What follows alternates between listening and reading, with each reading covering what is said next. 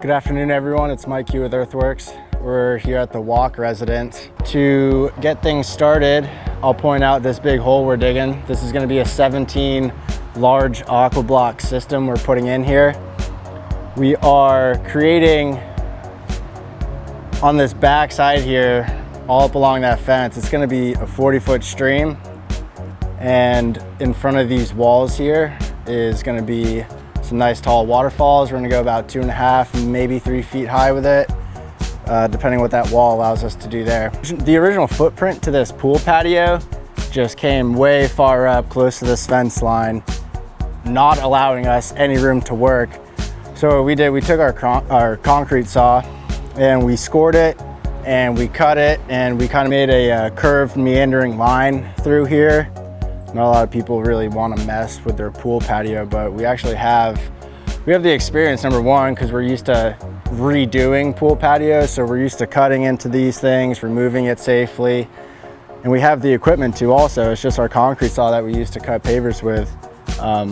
This homeowner's, he trusts us with this vision, right? So adding this very offbeat line to his patio, it's gonna work perfectly because we're gonna be putting in a natural shaped stream over on this side. It looks a little funky now, but once the water feature goes in, everything's gonna make sense and it's gonna tie together perfectly. Our widest point in this from fence to cement patio is probably around 6 feet.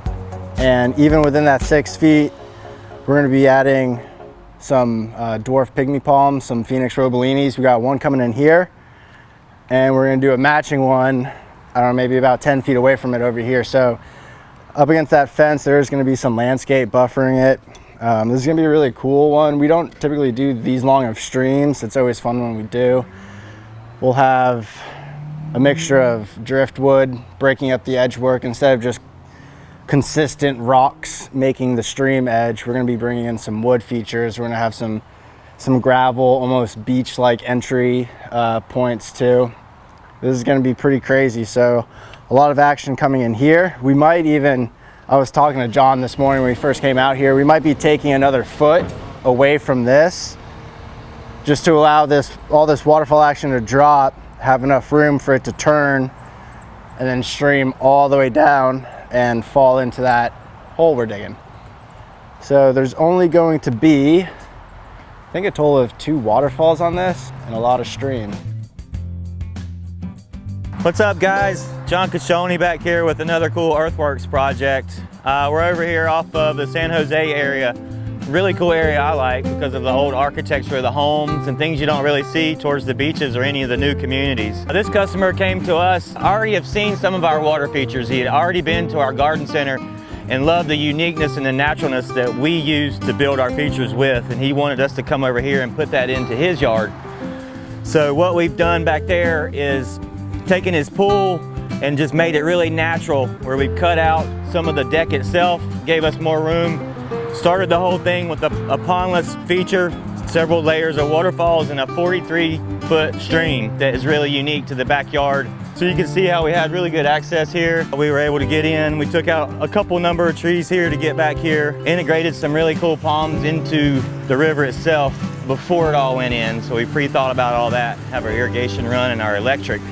This customer came to us and wanted something really unique. I told him we were going to have to cut the pool deck out. He was all right with that, which is usually not the case, but it turned out really neat. I was able to match the curves with where the palm trees were going to sit behind there. So that was all pre-thought out.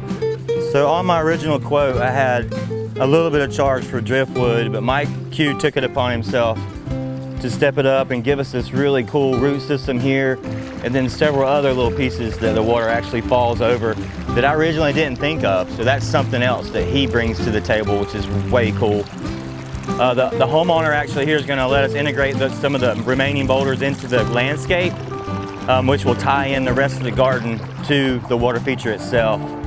I think we've got this plumb with a bulkhead, so the homeowner will actually have water in this basin here and be able to have a few little fish, which is a little bit unique to most of our pondless features. So look at this project, guys. It's large, but any aspect of this water feature could be in your yard. You know, I could build this small basin with a little waterfall into it. We could take that waterfall at the top up there and end it right there. You don't even have to have all this water coming down. We could have the stream only, but it could be a smaller section. It's very important to integrate the plants into it. So when you guys are thinking about your water feature, plan out these little nooks and these crannies, these turns and the sweeps and things for where your plants are gonna sit, because that's what's gonna make it look the best.